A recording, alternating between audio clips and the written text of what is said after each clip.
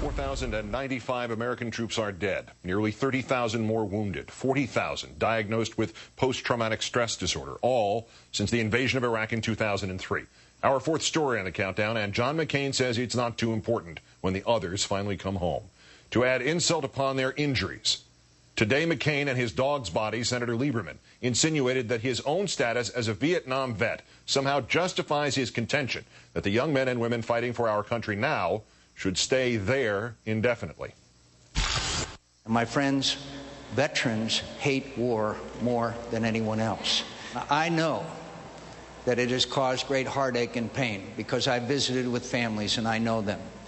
But I also want to tell you that I believe that in the conflict in Iraq, with this new strategy, we are succeeding.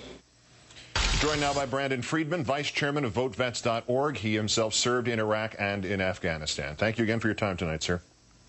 Thanks for having me on, Keith. Glad to be here. How do veterans families feel when they hear that the man who wants to be the next commander-in-chief does not think it's too important when they come home? Keith, this is a morale crusher. You know, if you can imagine, say, a sergeant who's on his third tour and he's in the 14th month of that tour and he hears the potential president saying something like this, it kills morale. You know, the troops are over there, and you know, I've been there, I've had to deal with this, but the troops over there hang on every word they hear from a leader, you know, especially the commander-in-chief, but also someone who could be the commander-in-chief. And when they hear something like this, you know, it really kills them on the inside because, you know, their families want them home, they want to come home, you know, or focus on the real global war on terror elsewhere. But this is it's just really killer when you hear something like this. What I hear when I hear from servicemen or I talk to vets more than anything else is their astonishment when generals or veterans like McCain or the brass, to use the general term there, don't get it. That of all people, these are the ones they naively thought would understand risk and sacrifice. Does it matter more that they are abandoned by a John McCain who did serve as opposed to a George Bush who did not? Absolutely, Keith. You know, we've come to not expect a whole lot from George W. Bush.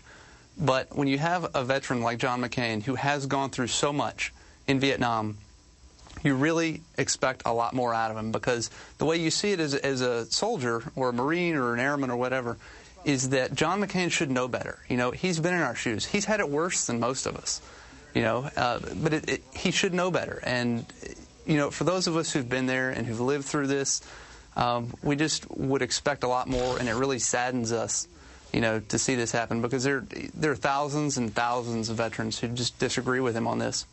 And the Lieberman reaction, or the reaction to his reaction, where basically he referenced McCain's status as veteran, as POW, as war hero, as carte blanche for the excuse for this, as if McCain is immune to military criticism simply because he was a POW, that the merits can't even be discussed. Then that reminds me of every bit of Army red tape I've ever heard of, or every bit of censorship that a military sometimes invokes in times of war relative to its own personnel.